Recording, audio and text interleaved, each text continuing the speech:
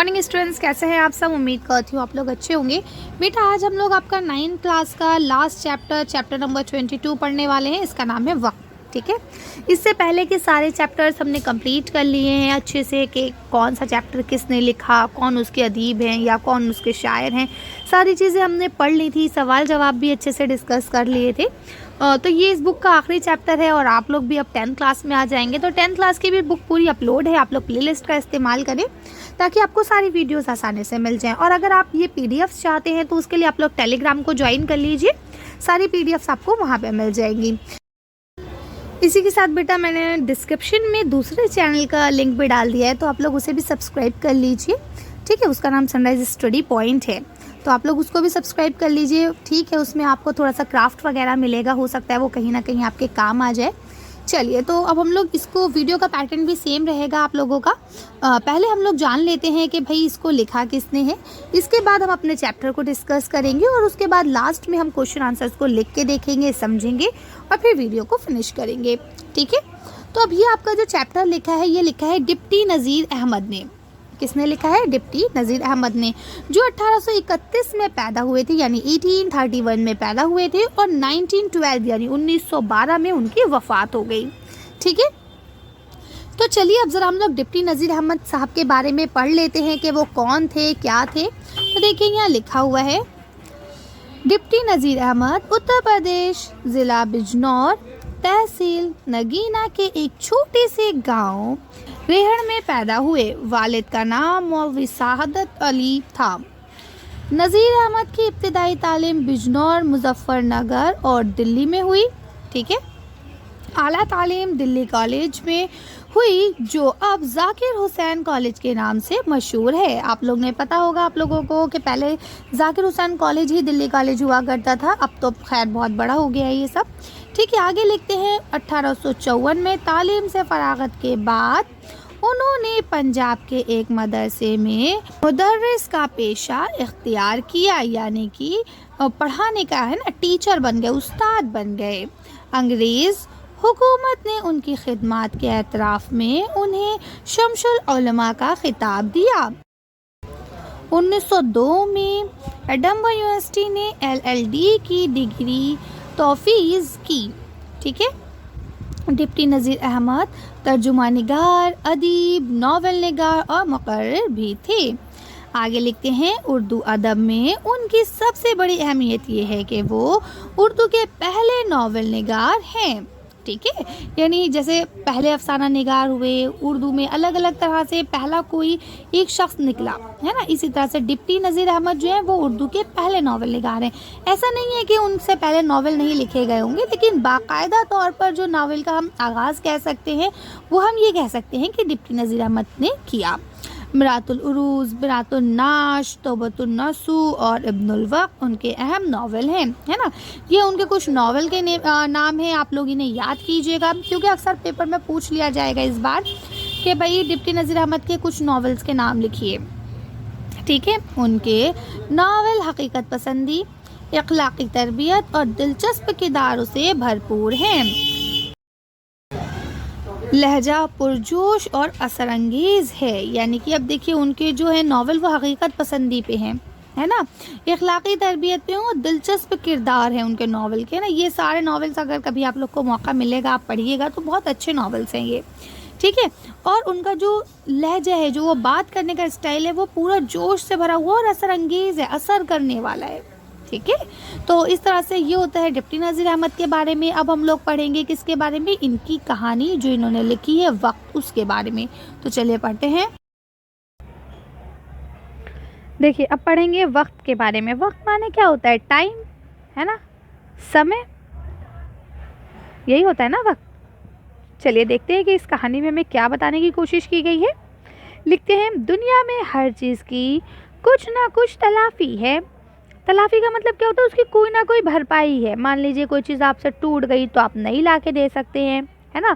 कोई काम आपसे ख़राब हो गया आप उसे दोबारा से सही कर सकते हैं, है ना।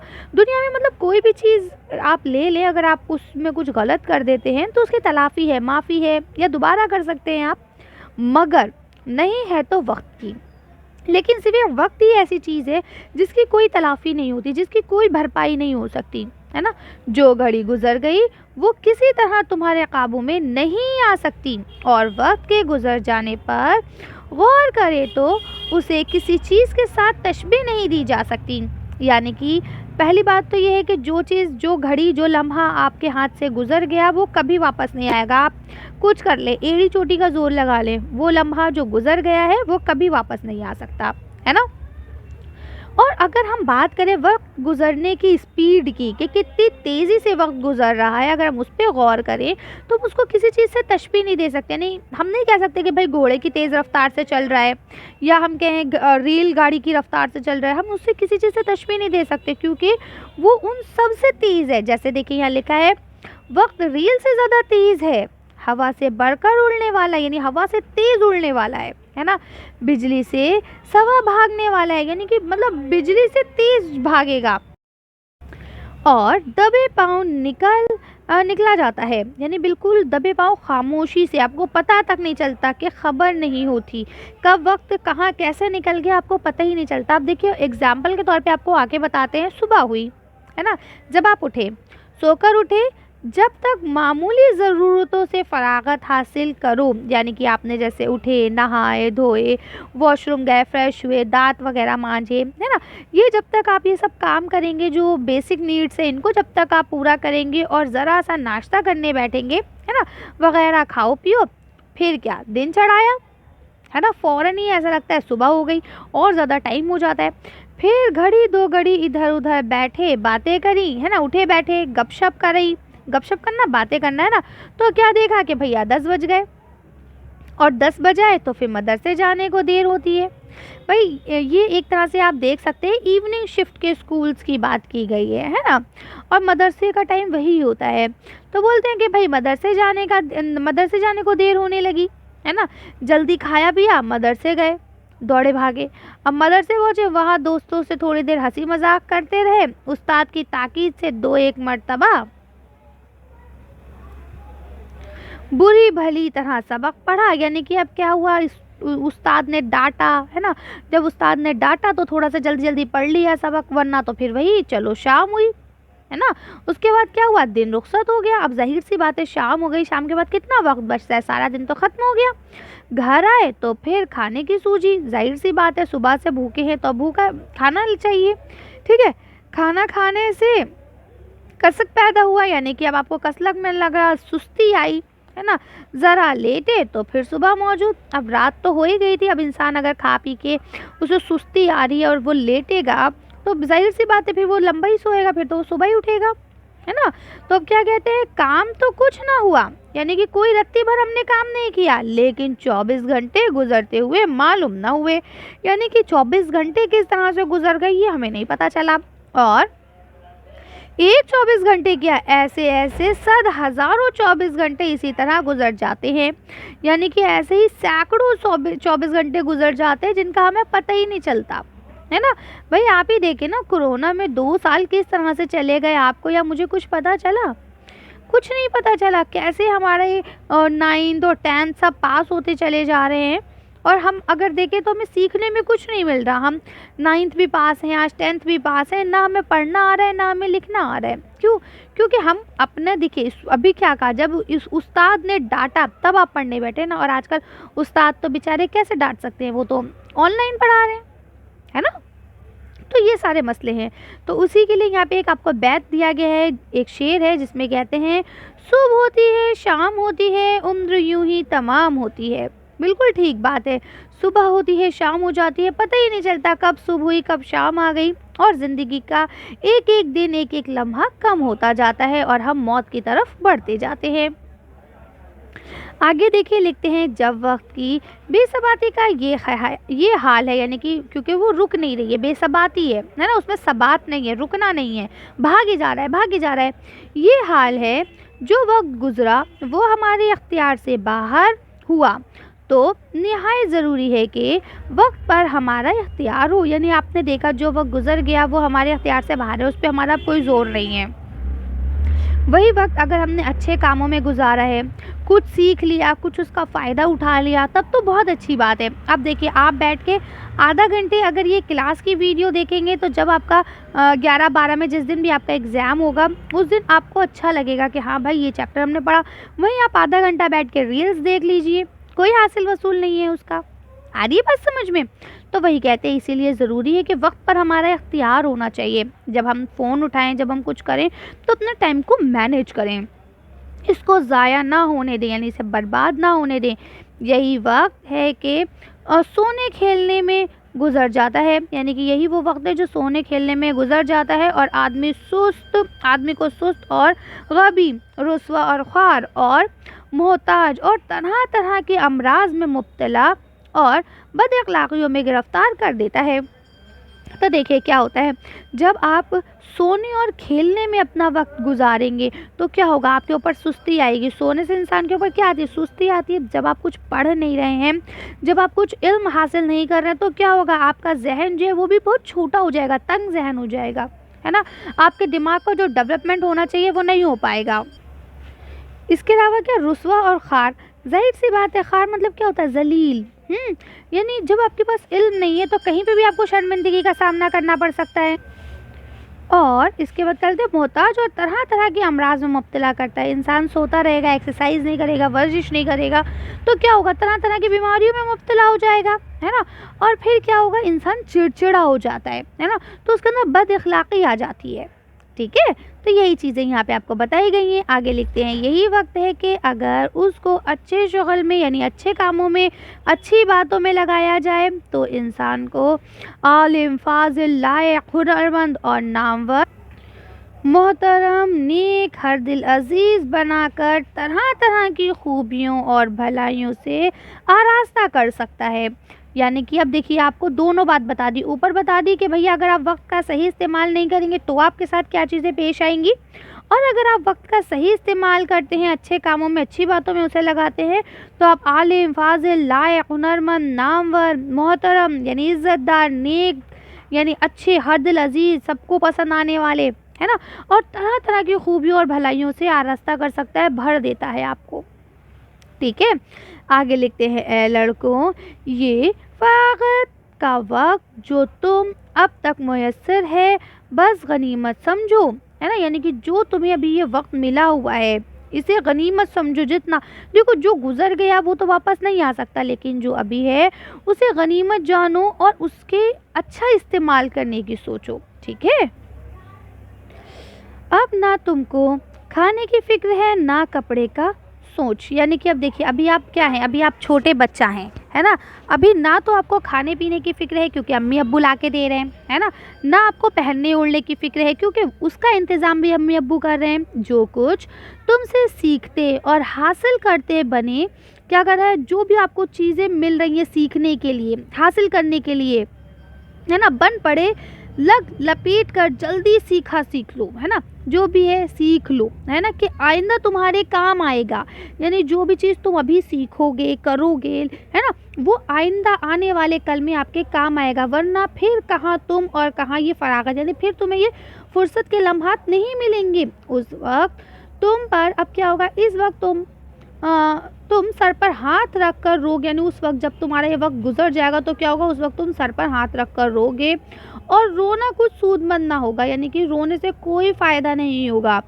बहुत पछताओगे और पछताना कुछ फ़ायदा ना बख्शेगा, है ना। जब वक्त निकल जाता है, वो एक मिसाल बोलते हैं ना कि जब चिड़िया खेत चुग गई, तब रो के क्या फ़ायदा, है ना।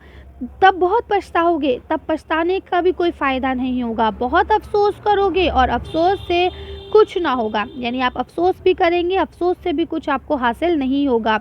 ये वक्त जो तुम अब तक हासिल है, जो तुम्हें अभी तक मिला हुआ है, उन वक्तों की मानीन नहीं जो जवानी और पीरी में तुमको आइंदा पेश आएगा। यानी जो वक्त अभी तुम्हारे पास मौजूद है, वो वक्त तुम्हारे जवानी और पीरी यानी बुढ़ापे के वक्त से बिल्कुल अलग होगा, है ना। अभी तुम्हारा लड़कपन है, अभी तुम बच्चा हो, अभी जो तुम्हारे पास वक्त है वो बहुत अच्छा है, क्योंकि अभी तुम्हारे पास किसी भी चीज़ की कोई भी फिक्र नहीं है, है ना। लेकिन जब तुम जवान हो जाओगे तो तुम्हारे ऊपर हज़ारों तरह की ज़िम्मेदारियाँ होंगी, है ना। जब बूढ़े हो जाओगे तब हज़ारों तरह की ज़िम्मेदारियाँ होंगी, तब तुम्हारे पास ये जो फ्री के वक्त है ये नहीं होगा, तुम्हें सीखने का, कुछ करने का कोई मौका नहीं मिलेगा। जो भी मौका है सब अभी है। लिखते हैं, लड़कपन का वक्त जोतने और बोने का वक्त है। यानी जैसे खेती में हम पहले बोते हैं, जोतते हैं, है ना। खेती करने के लिए क्या करते हैं, पहले खेत को जोता जाता है और फिर उसे बोया जाता है। तो कहते हैं लड़कपन का जो वक्त होता है वो खेत को जोतने और बोने का वक्त होता है, और जवानी और पीढ़ी का वक्त काटने और गहाने का, यानी कि उसको काट के इस्तेमाल करने का वक्त कब होता है, जवानी में और पीढ़ी में, बुढ़ापे में। जाहिर सी बात है, आप अभी मेहनत कीजिए, पढ़िए लिखिए, कामयाब होइए, है ना। आपको अच्छी सी जॉब लग जाएगी, फिर आपकी सैलरी है, आपकी अच्छी सी ज़िंदगी होगी। तो आप जवानी और बुढ़ापा बहुत अच्छे से करेंगे। और अगर आप अभी अपना खेल में, मोबाइल में, इन सब चीज़ों में वक्त बिता देंगे तो जवानी में क्या होगा, आपके पास कुछ नहीं होगा, फिर आप क्या करोगे बताओ, कैसे रहेंगे, है ना। तो वही कहते हैं कि जो लड़कपन का वक्त है वो आपका है करने का कुछ, और फिर जवानी जो है वो उसका आपको फल मिलेगा।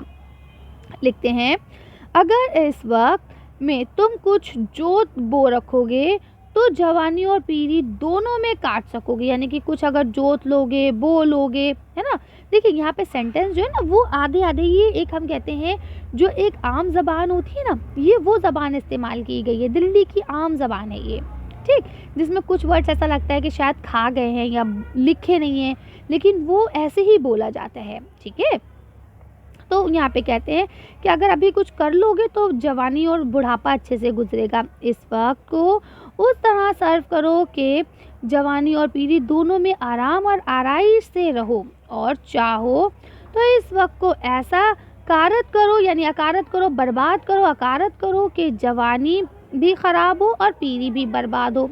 यानी अब ये आपके हाथ में है, अगर आप चाहो तो इस वक्त को इतने अच्छे से सर्व करो, इतने अच्छे से बिताओ। सर्व करना होता है बिताना, है ना, इस्तेमाल करना। इतने अच्छे से इस्तेमाल करो कि भैया आपका जवानी और बुढ़ापा दोनों आराम से कटे, है ना। जवानी में सैलरी और बुढ़ापे में पेंशन। अब आपके ऊपर है, आप चाहो तो ऐसा करो, और अगर चाहो तो इसको इस तरह से अकारत करो, अकारत यानी बर्बाद करो कि भाई जवानी भी ख़राब हो और बुढ़ापा भी बर्बाद हो जाए। ये अब आपके हाथ में है कि आप क्या चाह रहे हैं, ठीक है। आगे लिखते हैं, एक वक्त वो आ रहा है, यानी अब आपका जब ये आप 12th पास हो जाएंगे, ग्रेजुएशन में आएंगे, फिर आपको फ़िक्र माश होगी, आपको लगेगा कि भाई अब हम बहुत बड़े हो गए हैं, अब हमें अपने मम्मी पापा की ज़िम्मेदारियां उठानी चाहिए, अब हमें कुछ इनकम करनी चाहिए, कुछ कमाना चाहिए, कहीं जॉब करनी चाहिए। फिर आपको फ्री लम्हात नहीं मिलेंगे। अभी आप खेल रहे हैं, अच्छी बात है, खेलना चाहिए, लेकिन आप वक्त को बर्बाद ना करें कि सिर्फ खेल रहे हैं, टीवी देख रहे हैं और मोबाइल चला रहे हैं, तो ऐसा नहीं होना चाहिए, ठीक है। कहते हैं एक वक्त वो आ रहा है कि तुम फुर्सत को ढूंढोगे और फुर्सत का पता ना पाओगे, और फरागत की तलाश करोगे और फरागत का सुराग ना मिलेगा। यानी कि अब एक ऐसा वक्त भी आ रहा है जब आप पूरी तरह से बिजी हो जाएंगे, आपके लिए एक एक लम्हा इतना, मतलब कहते हैं ना, बिल्कुल आपको फ्री नहीं मिलेगा कुछ भी, है ना। आप हर वक्त सुबह से शाम तक बिजी बिजी बिजी रहेंगे। तो कहते हैं ये वो वक्त होगा कि दुनिया का भार तुम्हारी पीठ पर लदा होगा। भार माने क्या होते हैं, वजन, है ना। जो दुनिया का भार है, यानी दुनिया का भार ये नहीं है कि दुनिया आपके कंधों पे आ जाएगी। दुनिया का भार मतलब देखिए, अभी आपको आपके माँ बाप पाल रहे हैं, पोस रहे हैं, है ना, हर चीज़ आपको दे रहे हैं, तो क्या बड़े होके आप अपने माँ बाप को नहीं देंगे, है ना। तो उस वक्त माँ बाप की जिम्मेदारियाँ आपके ऊपर होंगी, तो धीरे धीरे जिम्मेदारियाँ बढ़ेंगी ना, ज़िंदगी होती है, बहुत सारी जिम्मेदारियाँ और आ जाती हैं।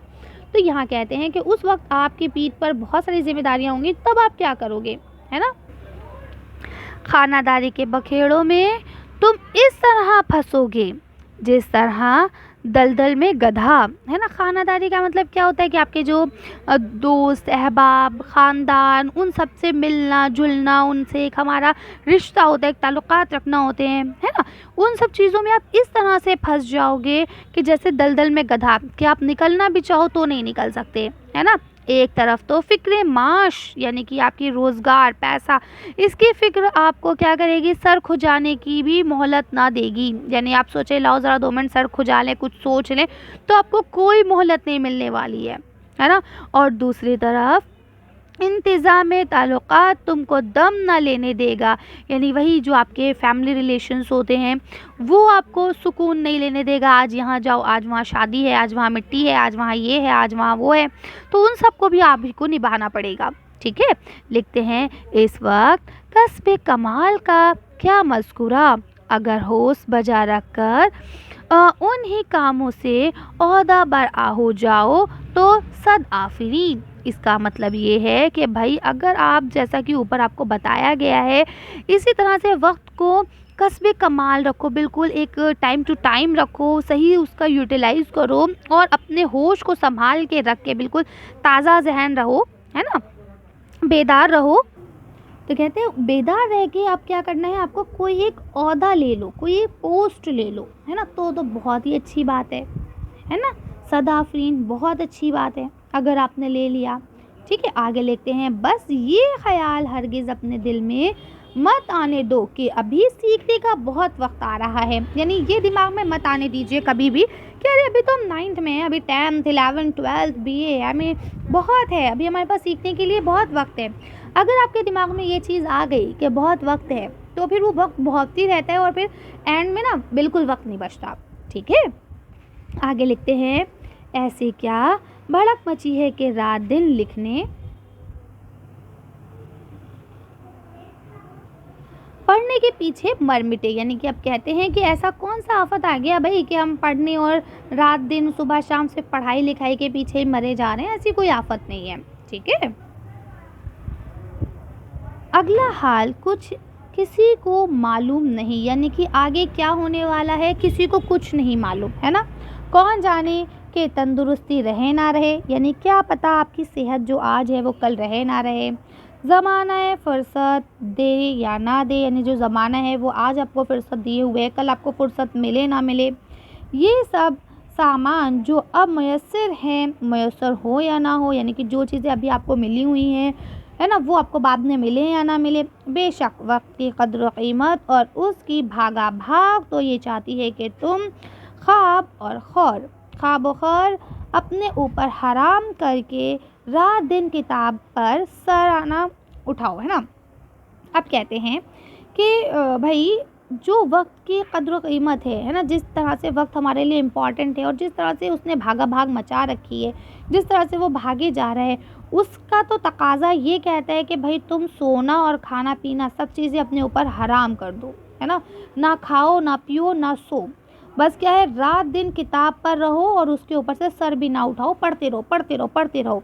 लेकिन बोलते हैं लेकिन इंसान की तबीयत को खुदा ने ताजगी पसंद बनाया है ना, हम सबको ताजगी पसंद है, हम लोग हर चीज़ में कुछ चेंजेस चाहते हैं, कुछ नया चाहते हैं, है ना।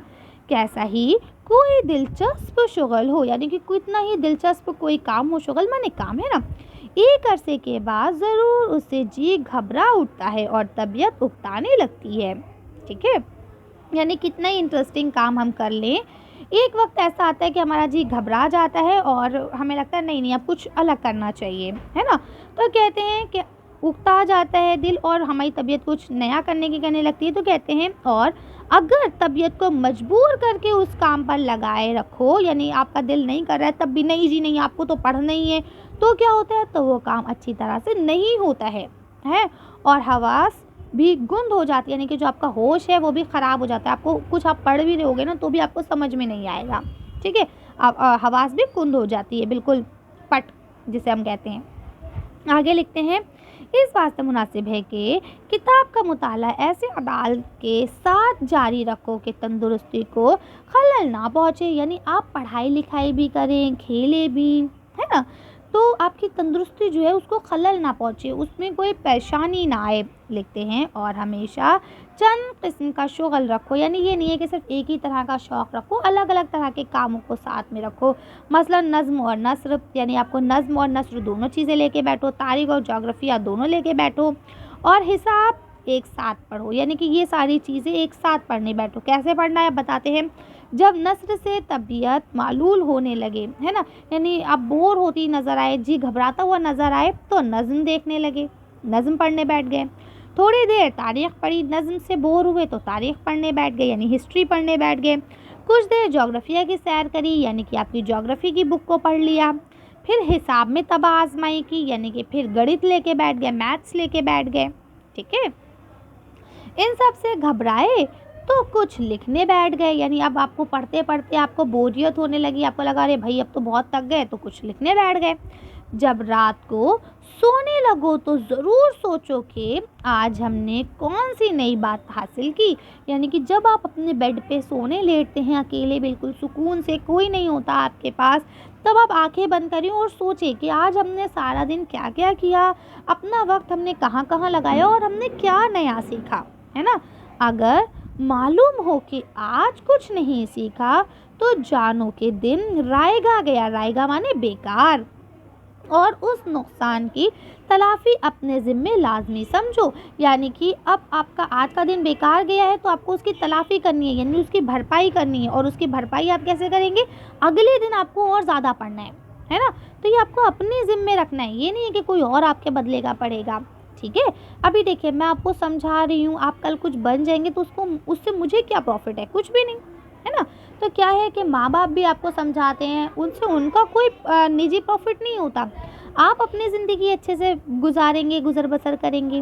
ठीक है, तो आगे लिखते हैं, किसी ने क्या खूब फरमाया है। अब ये किसी ने कहा है, अब यहाँ पे उनका नाम मेंशन नहीं है कि किसने कहा, लेकिन कहा ये गया है कि जिसके 2 दिन बराबर हों, यानी एक ऐसा शख्स जिसका जो जैसा कल था वैसे ही आज रहे, है ना, यानी उसने किसी भी तरह का कोई चेंजेस नहीं आए। चेंजेस आने का मतलब ये नहीं है कि आज आप कम शैतान थे कल आप ज़्यादा शैतान हो गए, या आज आप सुधरे हुए थे कल आप बिगड़ गए, ये मतलब नहीं है। यहाँ मतलब ये है कि आज आपको पता था A to Z में 26 अल्फ़ाबेट से, तो और आपको कल भी यही बात पता है, तो आपके दोनों दिन बराबर हैं। अब आपको क्या है, आज पता था कि 26 अल्फ़ाबेट्स होते हैं, तो आपको कल पता होना चाहिए कि उसमें जो है 5 वॉवल्स होते हैं, 21 कॉन्स्टेंट्स होते हैं, है ना। तो आप में देखिए इल्म में इजाफा हो रहा है ना।